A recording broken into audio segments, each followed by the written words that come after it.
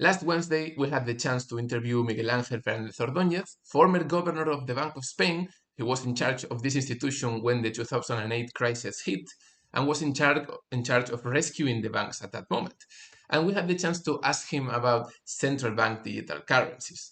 As he knows a lot about the world of central banking or the finance world, we thought it was very interesting for us to explore the connections between these new currencies that the states are planning to create and our movement of sovereign money reform. And if you want to learn something, I try to take the best bits, the best parts, that things that he shared, so you don't have to watch the 1.5 full hour video. So I hope that it's interesting for you. So I leave you with that. There you go. At that time, very few people was interested in CBDC or sovereign money, as we called before at that time. And then I had the opportunity to meet with many people from the different organizations, Positive Money in United Kingdom, Monetative in Germany, Positive Pengar, Professor Hugh Huber, that has been probably one of the most important person in this field, but we were very few in the world. You were very few, and we were very few people. And at that time, the authorities, the central bankers, and the Bank of International Settlement had a statistic where very few that talk about this item, and the few that talk was against then the majority of central bankers. But at that time, that year, when Facebook launched his stable coin, the stable coin, the next year, everything changed. And the change in 5 years has been impressive. I mean, the importance of CBDC in the debate, in all the debate that is around the payments, especially the payments revolution, is crucial, it's important, no? I mean, the important change is that now more than 100 central banks are studying or experimenting or having a pilot of CBDC for retail. I mean, a CBDC open to all citizens and enterprises with limitations, of course, but open. And many others are studying the CBDC, the use of CBDC for commercial banks like now, or bigger entities and so on, what is called the CBDC wholesale instead of CBDC retail. And there are thousands of academics, thousands of people in central banks working on this question, and in general, in the reform, because one part of the reform that we like is that the reform is centered in CBDC, but of course there are other alternatives, the crypto world, and especially what is something very interesting to follow, because is another possibility of the reform, that is stable coins, especially stable coin backed by CBDCs.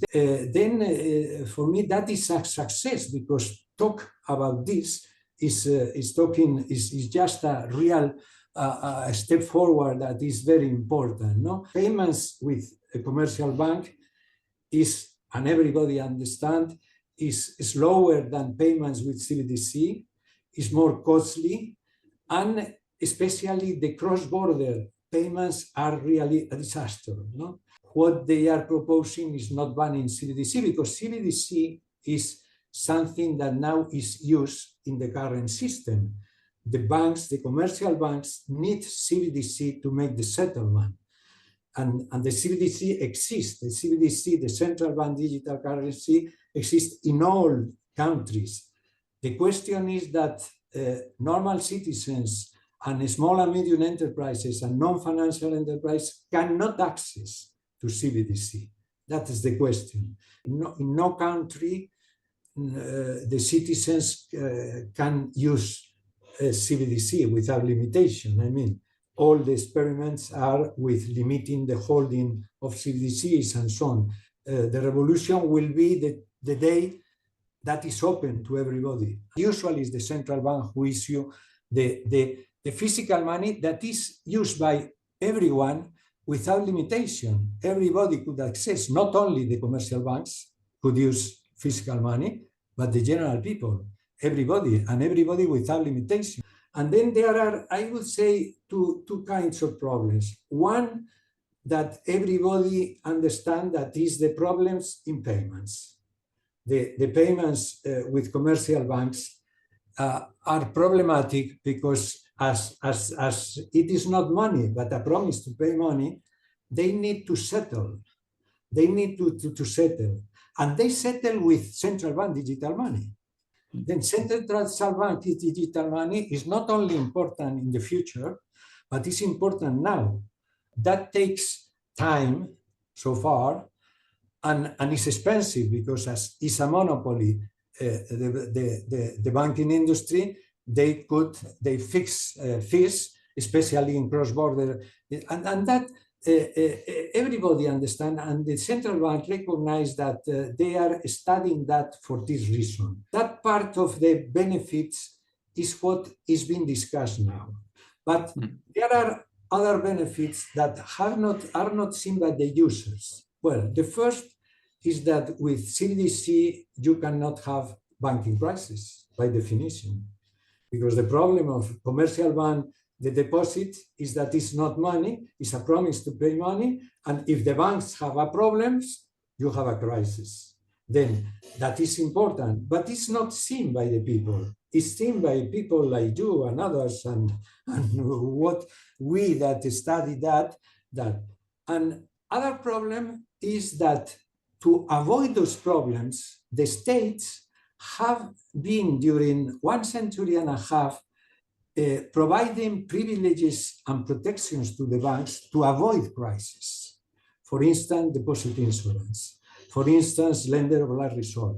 Then the state have a lot of protections to the banks to maintain that people trust.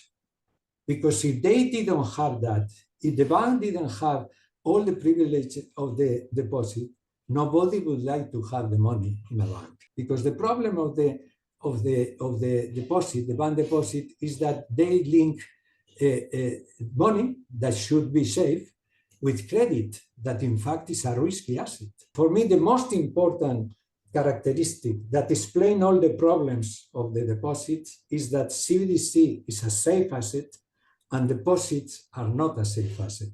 In this moment of great innovation, probably the best way to provide financing to new industries, to innovate entrepreneurs, is equity, is not credit. And the banks, the only that is forced to provide credit is forced to increase debt in the economy. And so one final question is that the banks have the right to create money and then complicate enormously the monetary policy. The central banks do not have the possibility to regulate the amount of means of payment, because banks could decide, like in Boost, provide a lot of money, and then that again have forced the authorities to manipulate the interest rate market. It has been an enormous progress in the advantages of CBDC in payments, but there has been very few progress in the advantages and benefits of having a monetary system without crisis, with free market, without state intervention, and so on and so on. And then that's why I think now the main task of certain movements is very difficult to see people talking about that. And if you allow me, I would say, why the central banks do not say that? And I think that they do not say that, they know that, but they know that because if they say that the deposits have this problem, they have to solve the problem.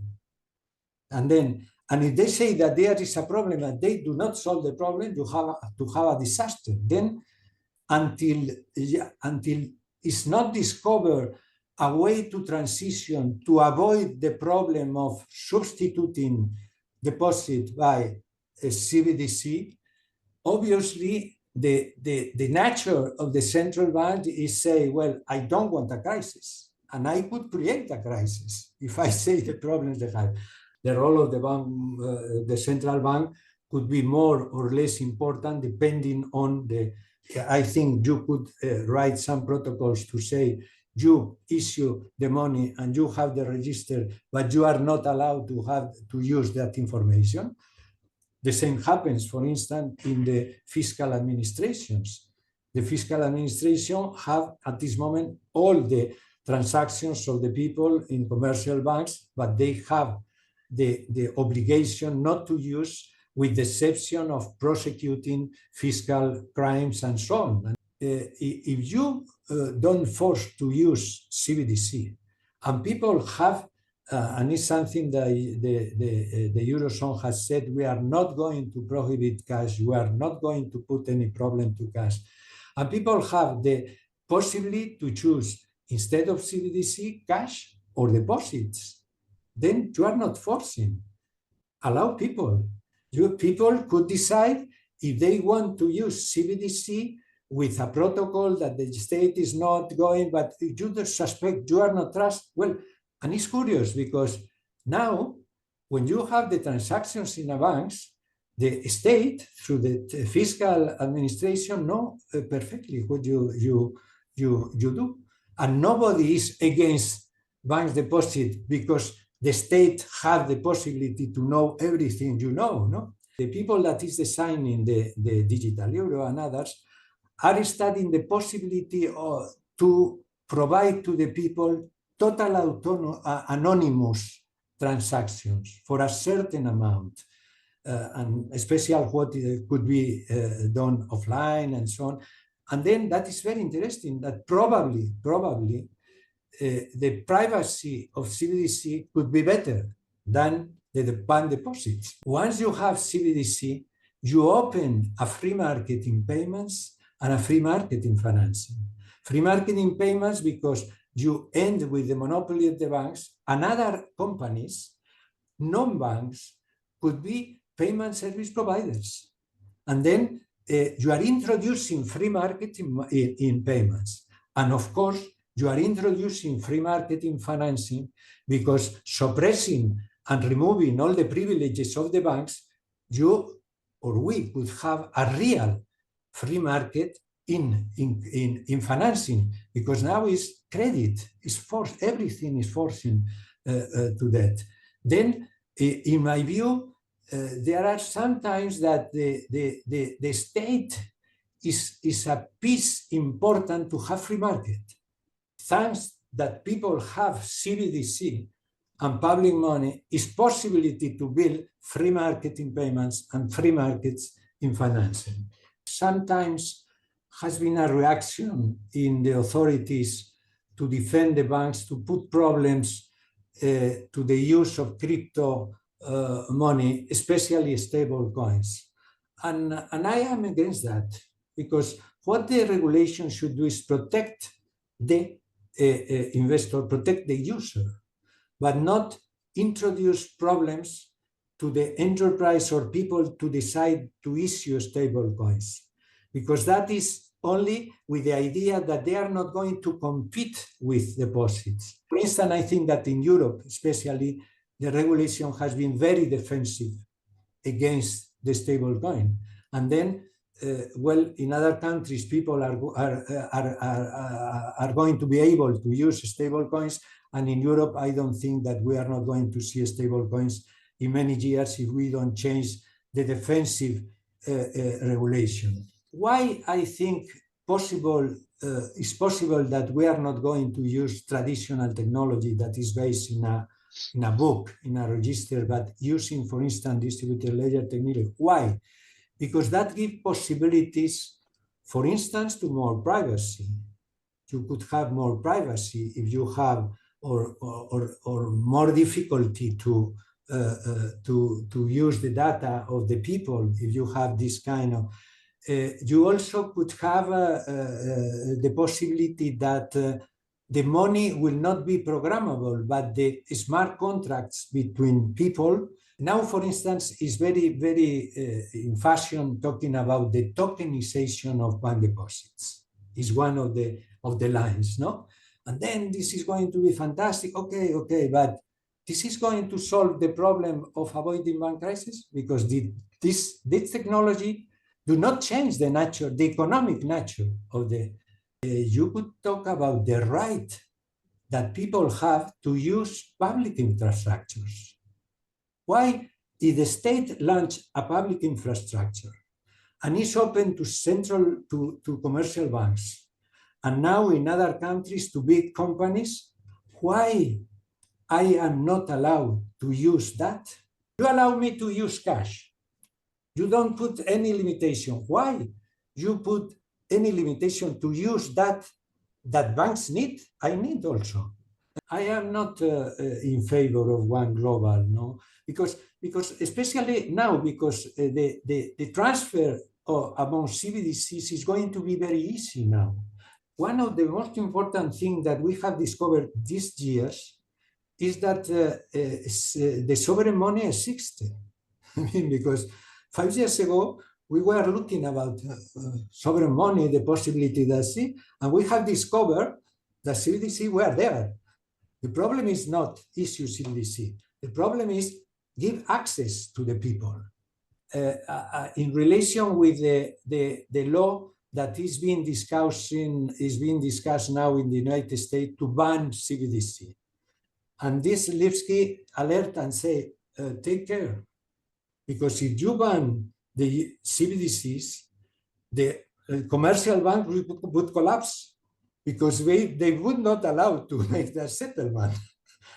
Then the proposal that the Treasury of others could have enhanced the possibility of create money, I think that is very dangerous. I don't know if you need all these important institutions like central bank, because now with CBDC, it will be a very small institution because they will not have the possibility to have money. They would decide the amount of money, but the money would go to the hands of the people. Then it will be a small institution. But the idea of having institution that not depending on the government, I think is part of our liberal democracies, and allow the people that is who is going to be in the money in their hands. That is the most important thing of the CBDC. Is that is like the physical cash. When you have money, it's yours. I mean, when you have digital money in a deposit, it's a money that you have lent to the bank, and the bank have lent to others and have decided. And with the physical money, you decide what to do. The digital, the CBDC are going to be part of you, and you will decide to spend, donate, finance, credit, buy equities, and whatever, because that is going to be the market. Now, the market of financing, the banks have an enormous part of monopoly, not total, but they have an enormous monopoly of credit. And that would be the people and you, and will emerge a lot of intermediaries. Because one idea is that not like banks, but people that are real intermediaries that say, well, if you give me, you want to invest in that, I am going to try to find a borrower and so on and so on, but not institutions like banks that the money, once you put there, the money is not yours. It's in the hands of banks. And that is bad, because now that we are advancing in few banks, especially in Europe, you see in Switzerland, for instance, now they have only one important bank, I mean, with the merger of UBS and so on. And then you decide all the money decided not by the 10 millions of Swiss, but just 2 or 3 institutions. That is, in fact, that's why it sounds populist, but CBDC is the money of the people. It's the people's money. And if I may actually ask a follow-up to that, maybe that part is not addressed. I'm not sure if he also meant the way in which new CBDC money will get into circulation to the people. What do you think, Miguel, that could be? Well, there are many possibilities of design. I think the most what I like more is that it is important to avoid deflation, that the amount of money grow, because if GDP is growing, it's important that the money. And then you could have an idea of increase the money growth 5% or whatever, no? And then once create, instead of being used by the banks, by the central banks, financing commercial banks, no, you give that money to the people. I mean, my idea is you divide the, in the Eurozone, you have to create 100,000 million euros. Well, you divide about 500 million people or in the Eurozone, and that is, well, and people found that they have every year, well, 3,000 euros, and it's okay. And it's good because that amount that goes to money is a certain good contribution to avoid the problems of inflation. Because if you have created more money, at least you are giving the money to the people. But of course, there are many other possibilities. The other possibility is to say, well, now the creation of money traditional go to the parliament, to the budget, no? Well, that is a possibility. I don't like, because I prefer that people decide and not the politician. But at the end, when this starts, that let's see when we are starting to talk about this. When we start to talk about this, probably you will go to intermediate proposals. Half of the money will go to the individuals, and half of the money will be to the budget, that is the collective individual, because it's important to make roads and so on, and then you could do, but not in the hands of the commercial banks, not in the hands of the central banks. How well is known the fact among central bankers that majority of money is created by commercial banks? Do most of them know this fact but cover it? That's the question. Well, I think that they know, but they cannot show the problems. The central banks have the feeling, the prudent feeling of knowing that now, as most of the money is in the hands of banks, and it's a fragile money, and the possibility we have seen with the regional banks in last spring, in 23, or the Credit Suisse crisis is there. And in fact, they are helping the banks a lot. Because, for instance, now very few people know that in Europe, Eurozone and the Federal Reserve, the banks are receiving a lot of subsidies, fiscal subsidies, through the central banks, because they are paying the deposit. The commercial banks' money that is deposited, is the reserves, is remunerated by the central banks with 4% or whatever. No? In Europe, every year the ECB is transferring 140,000 million euros, and probably in the States is higher because the interest rate that paid the Fed was higher. Well, that is important subsidy because it's paid by the taxpayers with less income received by the central bank. But why? Because if you take that out, you could have a crisis. I mean, the reaction, I think, healthy of the central bankers is to avoid crisis and to solve crisis, whatever is necessary. You have seen, for instance, in regional banks in Silicon Valley Bank, what happens? They started, and in one night, it was a meeting of the Fed, the FDIC, and the Treasury, and they launched a lot of subsidies. They increased ad infinitum the deposit insurance. They created a new facility to avoid and avoid any problem of prices. They even to accepted to use as collateral not by the price market but the historical prices. I mean, all these things are, well, we are going to do everything, and people should know that we are going to do everything to avoid a crisis and to avoid that the people is going to suffer. And I think this is important because the banking crises are destructive. I remember when I was governor and we had the banking crisis of 2008 and that one minister of one government says, well, you are helping the banks, you are using many money.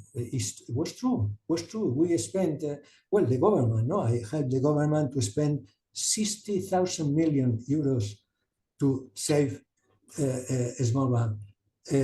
And I say, well, yes, that is, in principle, is absurd. The banks were profiting, and now we are saving them, we are bailing out. But if you don't bail out, it would be a disaster. No country in the world allow to not to bail out their banks. No country in the world. Why? Because it's worse. It's better that banks receive subsidies. It's better to bail out, because if you don't do that, that's right. What our interest is not having the possibility to have crisis. But as far as we have a system based in a risky asset, like deposits, central banks, the obligation is to avoid the crisis and save immediately all the type of crisis. And with the CBDC, you don't need deposit insurance. All the CBDC is sure. And of course, in my view, the CBDC should not have remuneration, because the remuneration is something that comes with risk. If you want remuneration, you will have many possibilities of platforms that would offer 5%, 3%, 8% in constant and so on and so on. And you will decide what to do, but without the protection of the state. Allow the risk decision to the market. The good thing to go to a market is that the possibilities of innovation are enormous. Now, one of the problems with the banks is that you limit the innovation, because it's not possible to provide alternatives of financing different from those that the banks provide. If we pass with the current situation of deposit to the CBDC, the government will continue without receiving money. Then we are not going to lose anything. But there is one thing if you give the money of people, because the government have two possibilities of increase the money. One is borrow, but the other is to put taxes. If the government want money, it's better that they ask. It's very good, because the market has the discipline of the people. The people will decide. And in the state, who decide? The parliament. But that is clear, not like now that the parliament have given a monopoly to the banks, and the banks are using the money thanks to the state that have given the monopoly to the banks. That is not good. I mean, the state should not give the monopoly to nobody. Create the money and then decide